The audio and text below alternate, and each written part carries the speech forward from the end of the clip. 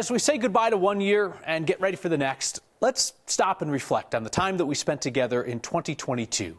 A year, like a day in the news, is never just one thing. It's never just misery or celebrating. It always runs the gamut of experience.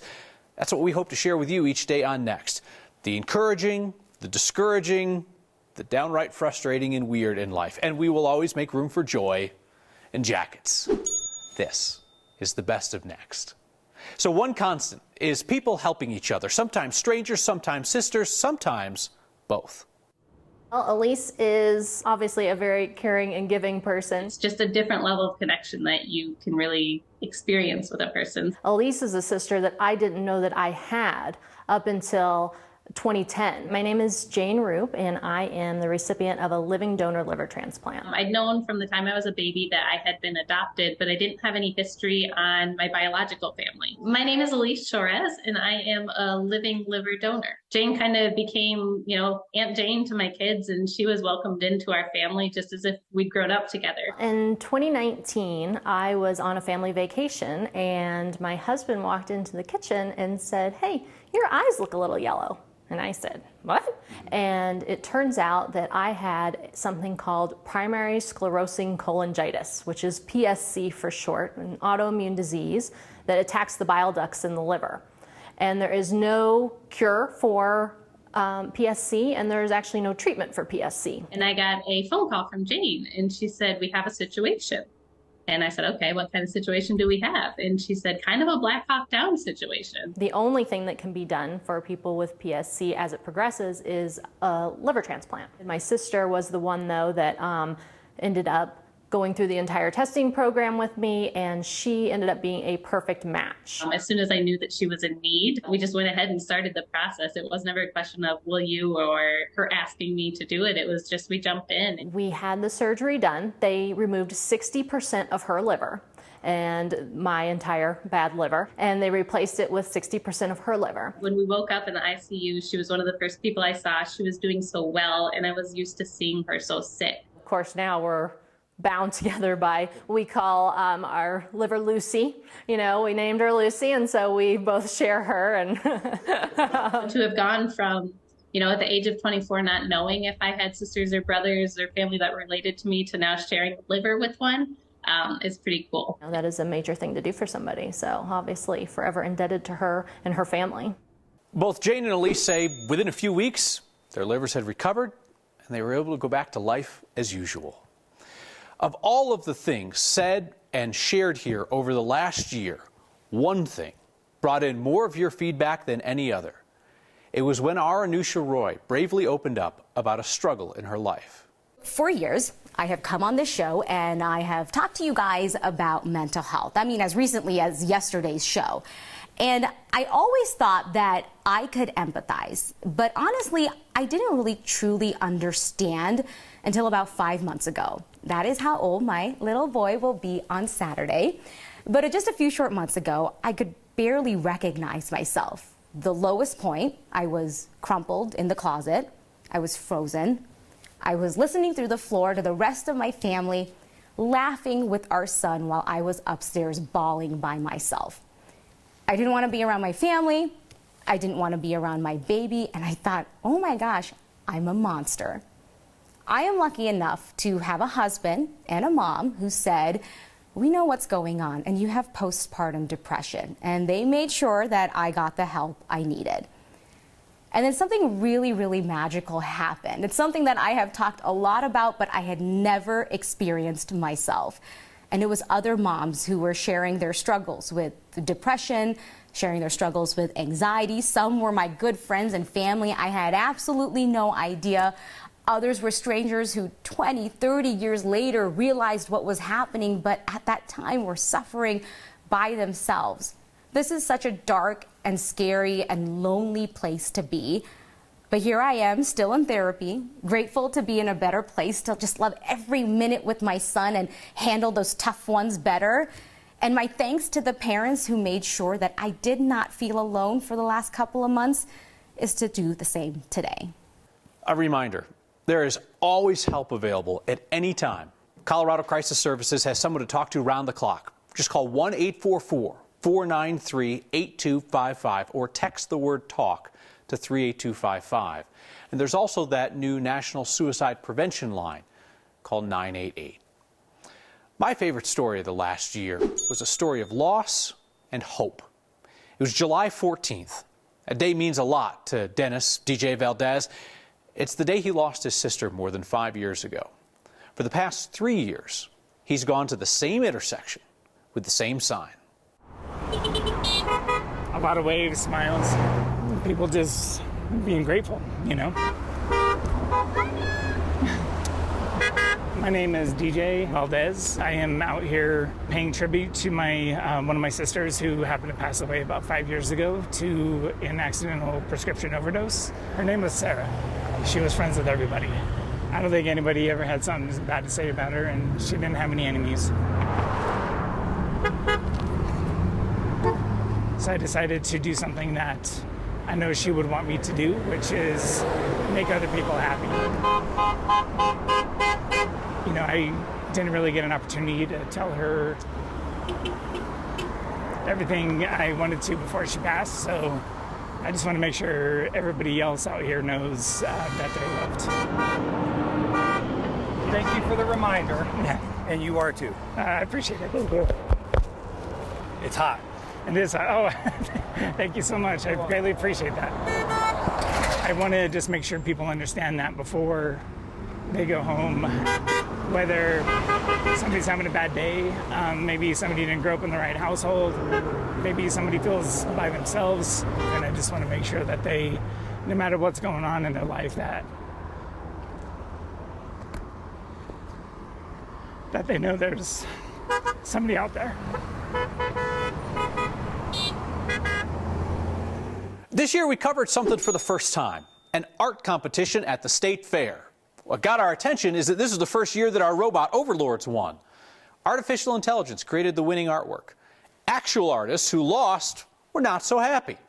Our Noel Brennan introduced us to the great debate over art and AI. This was well before everybody was posting those self-portraits on social media.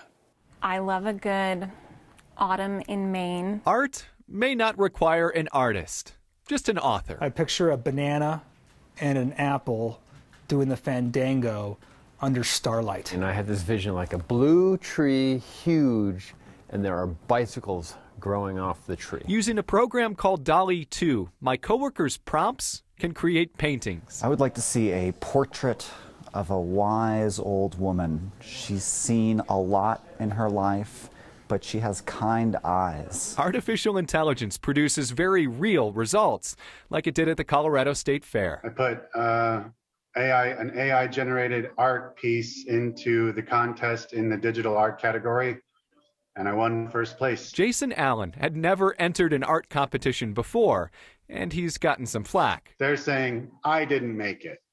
You cheated. You're not an artist. I disagree. The AI is a tool, like a paintbrush is a tool, and there is a creative force and a mind behind it. But AI arguably did most of the work. Did the person who won the award create the program? Should the person who did create the program have credit in the award? Jessica Hare also competed in the state fair and took third. I have been doing art for so long. I don't know if I'm qualified to say that it is artwork or is not artwork. I mean, I think this art, it had a voice, you know, and I think the artist that made it had a voice creating it. Cal Duran judged the pieces, but didn't know Jason's was done with AI. He'd still give him first place. I've got some emails where people were like, you know, art is gonna die, and, you know, I don't think so. It wouldn't be fair if we didn't ask artificial intelligence to weigh in. Will artificial intelligence make art created by humans obsolete? Philosopher AI's software can tackle a question like this. AI will never be able to produce this kind of work without some sort of connection between itself and the universe around it. Art's always been about technology, and we're just entering that new phase. Any of us can capture imagination on canvas. That's Maine. This is like Van Gogh, right? It's Van Gogh-ish. It has legs. The apple has legs. Jason says he took home $300 along with that first place blue ribbon. He says he had no idea there's prize money involved.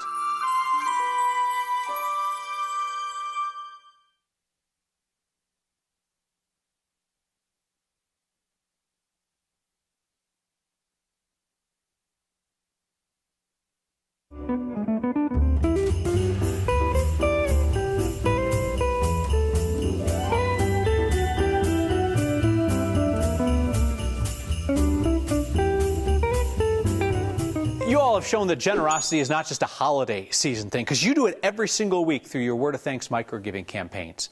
Late in December, your collective giving passed the $10 million mark. It takes a minute or two, but I wanted you to hear all of the ways that you have helped your neighbors in 2022. Your year of generosity began with an astonishing effort to help families who survived the Marshall Fire. More than $2 million raised, your largest Word of Thanks micro-giving campaign ever. Then you helped the Humane Society of Boulder Valley take care of those families' pets, helped refugees through Hope Communities, funded artists in memory of those lost in the Soul Tribe shooting, expanded homeless services in Longmont, mental health support for first responders, free dental care for kids, fought human trafficking, home heating funds in the San Luis Valley, summer camp in northern Colorado. You helped Coloradans airlift medical aid to Ukraine. Resources for families with sick kids, helped build a no-kill animal shelter, supported children who survived abuse, home repairs for older Coloradans, built a tiny home village for vets, an emergency fund for low-income families in southern Colorado. You paid for continuing education for adults, helped teenagers leaving foster care, rescued horses, supported kids of fallen heroes, donor milk for mothers and babies, fresh produce for food banks, an urban farm, support for LGBTQ youth. You helped create jobs for Coloradans with barriers to employment, financial help for National Guard families, granted wishes for young adults with cancer, fought food insecurity in Denver, planted shade trees, got school supplies for teachers in Aurora, and support for bereaved parents in northern Colorado. You founded a scholarship in memory of a refugee community leader, expanded a meal program for seniors in Dougco, took kids on mountain adventures, rescued pets facing euthanasia, free counseling for teenagers in the foothills, funded school projects on the Eastern Plains. You supported Indigenous youth programs, bilingual victims assistance, trained hearing dogs, supported wildfire survivors. You refilled a crime victims assistance fund and in-school food pantries in Adams County. You took care of a Thanksgiving dinner distribution, supported the survivors and victims of the Club Q shooting, bought a holiday gift for every kid in Denver public housing, stocked a food pantry in Jeffco, got gifts for thousands of kids up and down the Front Range, and expanded a safe parking program for people living temporarily in their cars. A year of incredible generosity. Thank you. At the state capitol, the railings and the stairwells are filled with people making and breaking deals. Kind of stuff you don't always want your fingerprints all over. That means that somebody is cleaning that Capitol brass every day. Our Tom Cole met him. While the shine of the dome on the state capitol building gets a lot of attention, it's everywhere. It's ornate. It is the brass on the inside. It usually takes me like 3 weeks to do all this. And the brass polisher that gets all the attention. Chris is somewhat of a celebrity around this building. If you follow him around enough, people know him. Good morning, Liz. How you doing? Hi, guys. I'll see you pretty soon. I'll see you in a minute, man. I'm on camera. For 18 years, Chris Martinez has been helping wipe away fingerprints, hand smudges, and elbow rubs. I'm mostly proud of what I'm doing, make sure it's all nice and clean and shiny. Most of the brass Chris attends to is on the second floor, where the Senate and House chambers are. It kind of makes you wonder if politics is rubbing off on him, and if he would ever change careers. Maybe. Maybe. Rubbing elbows may not be his thing, but history is. I like the way they lived, how it was, the culture and all. It was wonderful, and I'm really interested in it. His favorite place to shine? The President's Gallery. Yeah, the perfect spot. All the people are watching me, all the famous guys. Jay Leno, I call him Jay Leno. He's a member of the Jay Leno family, looks like Jay Leno. It's sort of an innumerable task, really. Doug Platt with the Capitol Complex has a pretty polished answer about what all this means to people entering the Capitol. Anybody who comes to this building will be able to see the amount of love, the amount of care, the amount of attention to detail that they put in to making sure that this is really a showpiece for the state and state government. As for Chris and his home? Usually I clean mostly around the weekends. I clean, a really deep clean. For Next, I'm Tom Cole. There's some days when they polish and some days when they clean the brass. That polishing is that deep clean done to give it the shine. And yes, they go around every day to get rid of the fingerprint smudges.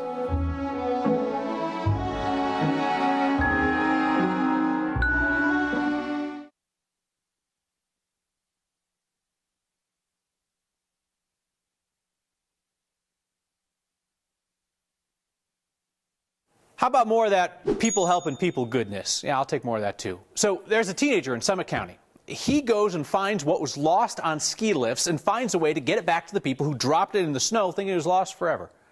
Marshall Zellinger introduces us to the teenager who's part environmentalist, part detective.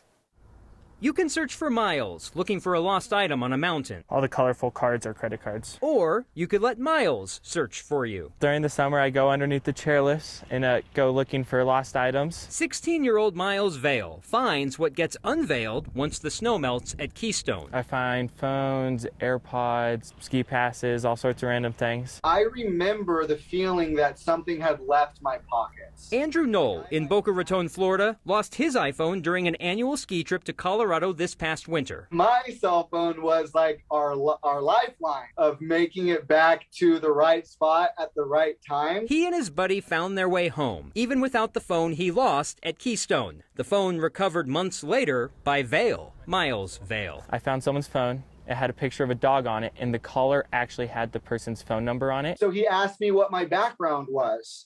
And honestly, I didn't recall if it was a picture of me and my significant other, or it was a picture of Alan, which was the dog. So I was able to take the phone number off the caller and contact him via the number on the caller, which I think is pretty cool. When I realized that that's what he did, I knew like this was a special type of person. Andrew's phone is one of 11 Miles found. I have 2 left, but waiting for those people to respond to me. Like the person whose phone powers up to a lost iPhone screen with a phone number. All Miles asks for in return is the cost of shipping. It was like pure altruism, like the act of going the extra mile without the expectation of getting anything in return. And I know that's a different type of person. But if you're gonna reward him, I mean, reward him. I've had people pay me like $3 for their phone. It's like, I found your really expensive phone and that's all you're gonna give me? And it's like, well, at least they gave me something. Andrew sent Miles a gift card. Turns out Andrew had phone insurance, paid $200 for a new one, and traded his found phone for $400. He actually basically gave me $200. His hard work awarded me $200. So I split that in half with him, which is still selfish of me. I should have gave him the whole damn $200. Like I said, Miles doesn't ask for anything but shipping. I just do it because it's fun to clean up the community and help return people's lost items. So after we aired Andrew and Miles' story, Andrew had a change of heart. So first he split the $200, and then he decided to send Miles the full amount. We should mention, Miles doesn't do all of that work for Keystone. The resort has a mountain cleanup day in June. There are volunteers who help clean up the trash and lost items.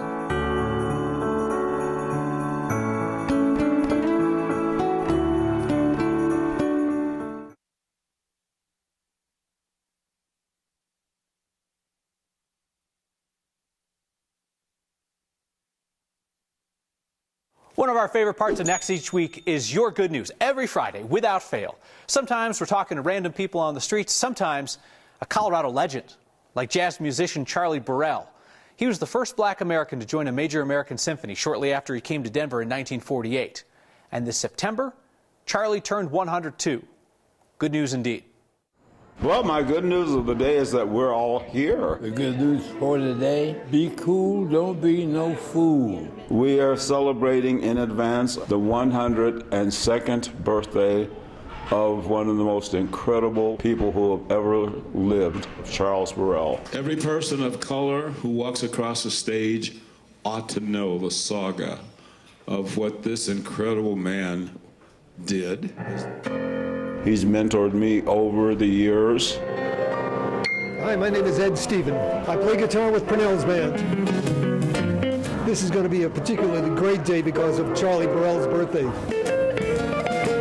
102 years old, he's 61 years old, really. It's been magnificent. I had never been sick in a day in my life, so I've been very, very extremely fortunate, and God bless. He was the first African American to be included with a major symphony way back when.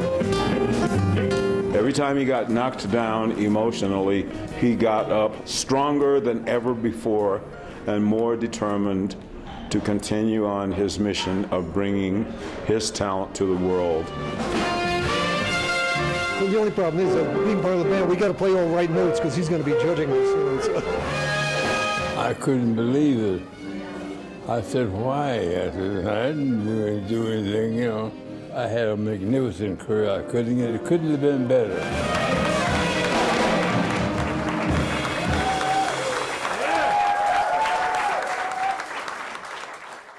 We end every episode of Next with your feedback, even a Best of Next special featuring the 12 Jackets of Christmas. Our feedback tonight comes from a viewer named Marshall. Kyle, I'm taking my advice from Pippa. She knows cute jackets. She suggests a Hanukkah jacket. Oh, I like this. Looks different under those studio lights. Thank you, Marshall. Hey, happy Hanukkah. Merry Christmas. Thank you for being part of Next in 2022. See you next time.